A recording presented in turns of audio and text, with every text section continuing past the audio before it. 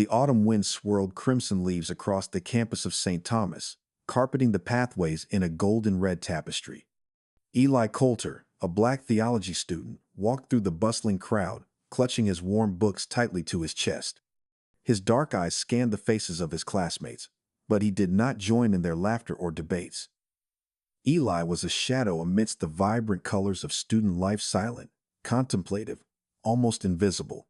His presence made others uneasy, as if he knew something they did not. Eli's silence was not a weakness, it was his shield. Life buzzed around him. Students discussed lectures, joked, and planned parties. But Eli remained apart, lost in his thoughts.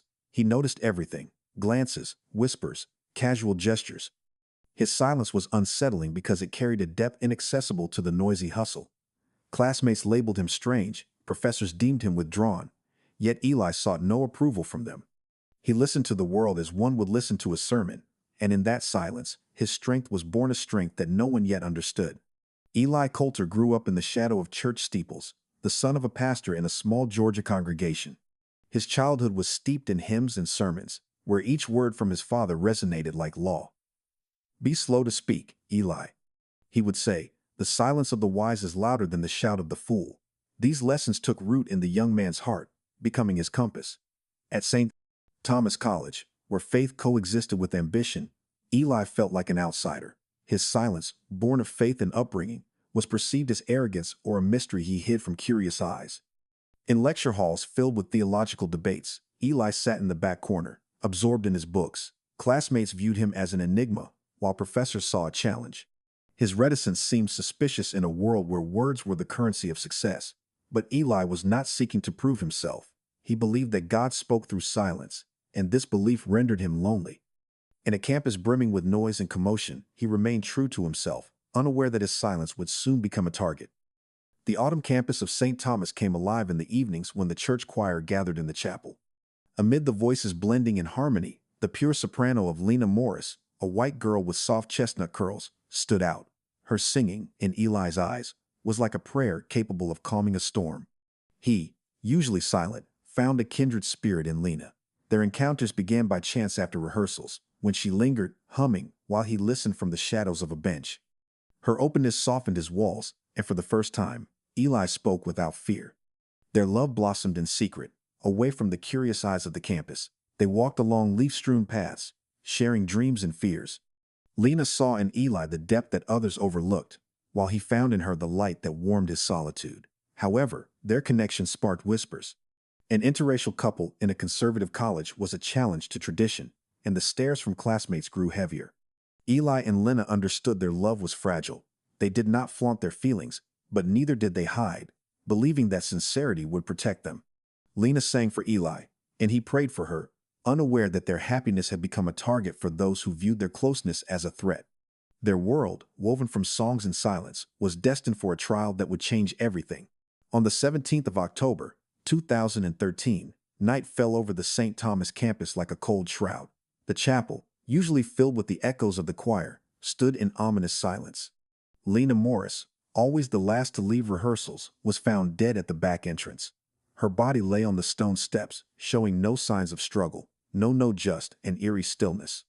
The police arrived quickly, but there were no answers. Rumors swirled across the campus like autumn leaves, and every gaze sought a culprit. Eli Coulter, her shadow and love, became the first to fall under the shadow of suspicion. That night, Eli disappeared.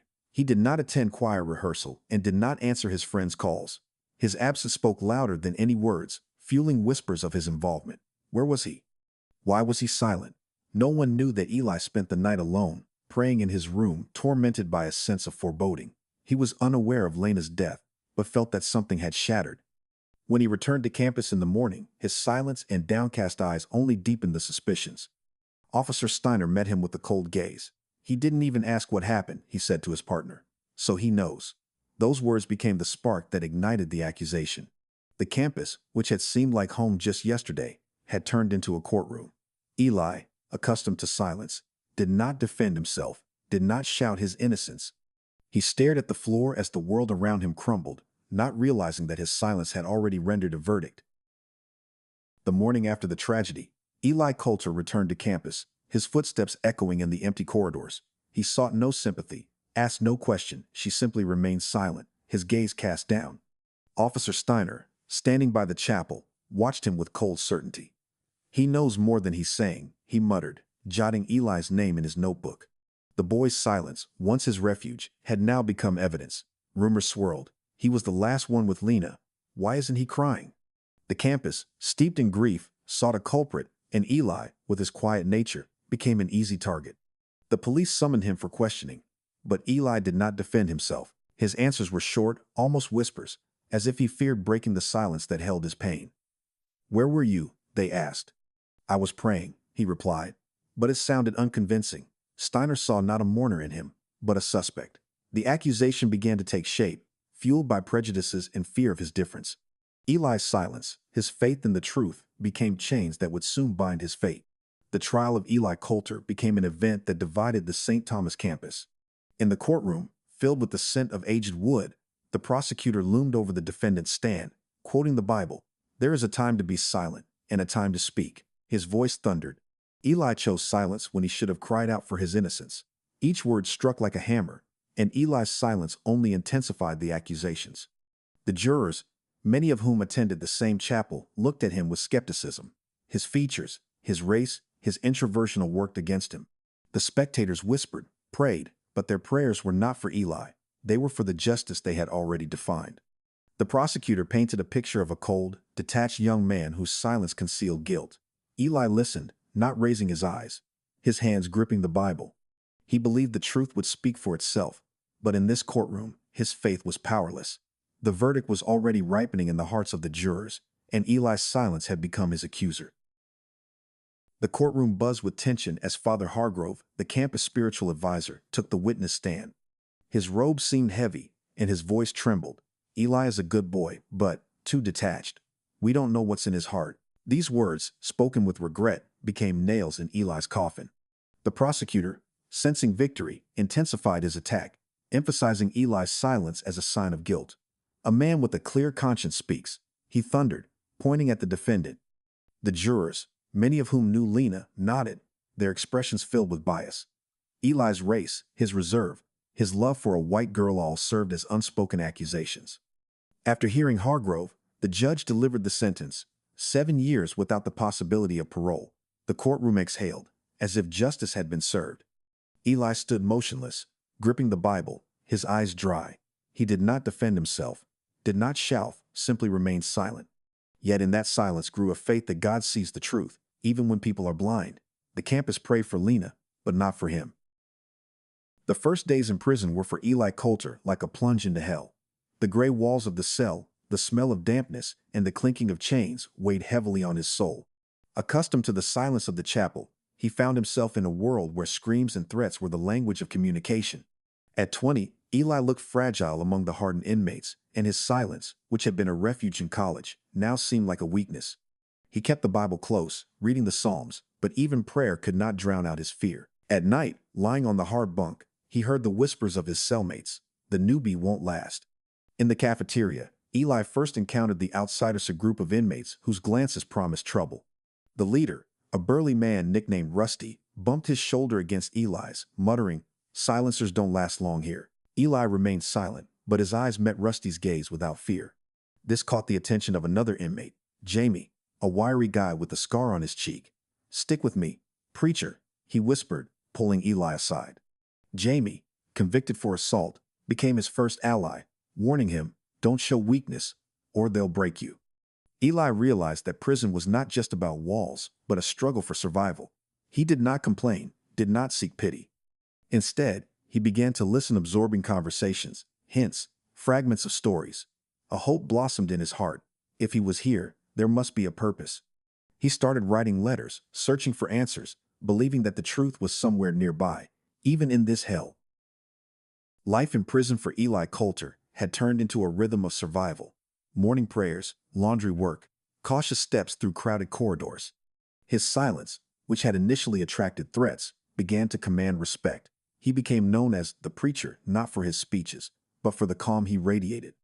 Some inmates, like old Moses, shared their stories with him, teaching patience. Others, like Rusty, remained wary, viewing Eli as a mystery within the prison ecosystem. Eli found allies. Moses taught him chess, while Officer Tully secretly brought him books. But there were enemies Tooth Gang led by Rusty, whose glares promised retribution for any misstep. A chance encounter with Jamie in the prison library changed everything. As Eli flipped through the Bible, he noticed Jamie, the same guy with the scar, nervously glancing around and whispering to someone. Their eyes met, and Jamie, as if caught, approached him. "You're the guy who took the fall for that girl, right?" he asked. Eli nodded, and this conversation became the spark that ignited hope. Eli sensed that Jamie knew more than he let on. He didn't press him, but began to seek his company more often, listening to fragments of stories. Prison had taught Eli patience, and he waited, believing that the truth would find its way to the light. Conversations with Jamie began in the shadows of the prison library, where the smell of old books drowned out fear. Eli, as always, listened, allowing Jamie to speak. Nervous and sharp, he shared snippets of his past, fights, debts, a life on the edge. But sometimes his stories faltered when the topic turned to St. Thomas College. Eli noticed how Jamie avoided his gaze, fidgeting with the scar on his cheek. "That girl, she got involved in things that weren't her business," he muttered one day, and Eli froze, sensing that the truth was close. Months passed, and Eli earned Jamie's trust. One night, as the rain drummed on the roof, Jamie broke down. He revealed everything. Lena Morris had discovered a money laundering scheme involving the college's charitable foundations. An assistant dean, a man of impeccable reputation, was behind it. Lena had threatened to expose them, and they had silenced her. "Not you, preacher. They set you up," Jamie exhaled, staring at the floor. Eli did not accuse or shout. He asked Jamie to write down his testimony. Jamie agreed, fearful yet trusting Eli. The truth, hidden for so long, began to surface. Eli realized that his faith had not been in vain.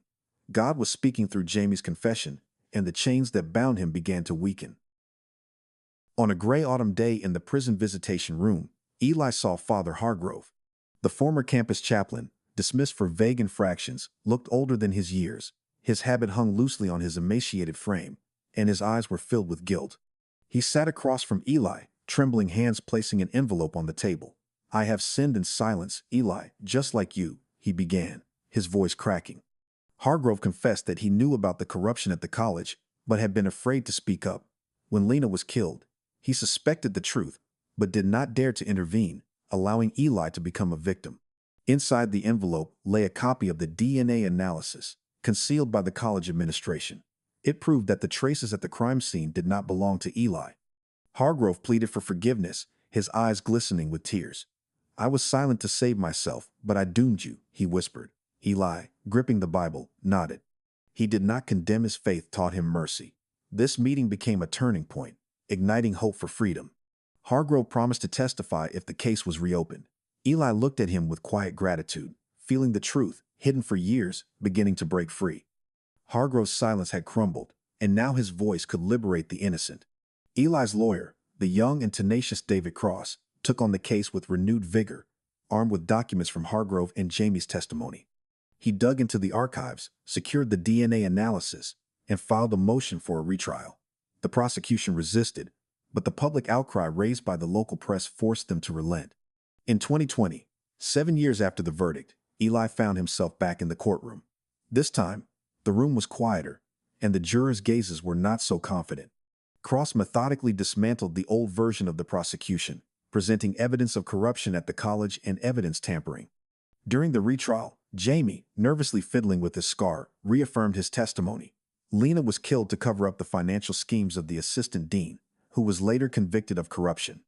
The DNA analysis definitively cleared Eli of suspicion. After hearing the arguments, the judge declared him innocent. The courtroom held its breath, and Eli, standing tall, closed his eyes, whispering a prayer. 7 years in chains had come to an end. As the prison doors opened, Eli stepped into freedom. He sought no revenge, uttered no loud words. His first step was toward the church, where he had once met Lena. The truth had triumphed, and his faith, tested and enduring, had grown stronger. Freedom greeted Eli Coulter with blinding sunlight and a throng of journalists at the prison gates. Their questions poured down like hail. "How do you feel? Will you sue?" Eli remained silent, his face an impenetrable mask. He sought no attention, did not wish to be a hero or a victim.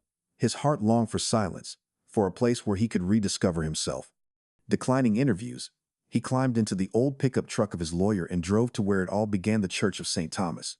In the chapel where Lena once sang, Eli sank onto a pew. The silence of the sanctuary enveloped him, and for the first time in 7 years, he allowed himself to cry. He wept not from pain, but from relief, recalling her voice, their love, her light.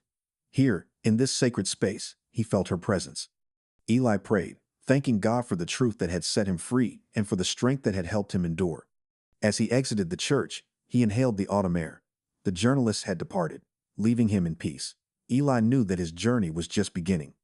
He would not return to the past, but would carry its lessons forward, ready to build a new life where silence would become not chains, but a gift. Eli did not return to St. Thomas College. Too many shadows lingered within its walls. Instead, he founded the Voice in the Silence Foundation, dedicated to supporting young Black men facing unjust accusations and prejudice. His mission was simple: to listen to those whom the world forces into silence. Eli became a psychologist, but preferred to call himself a listener. His office, modest and warm, became a refuge for those seeking understanding. Through the foundation, he helped dozens of people, sharing his story as a testament of hope. Eli did not preach loudly, but his quiet strength inspired many. He led support groups, wrote articles, and spoke to youth about how faith and patience can weather the storm. His life, reborn from the ashes of injustice, became a beacon for others, proving that even in silence, one can find a voice. Years later, Eli returned to the Church of St. Thomas to deliver a sermon. The hall was full: former classmates, new faces, and even Father Hargrove, sitting in the back row. Eli spoke simply, his voice firm yet gentle. He recounted the years in prison, the pain of losing Lena, and the silence that nearly broke him. But God spoke, he said, through tears, through patience, through truth. His final words resonated in the hearts of the listeners.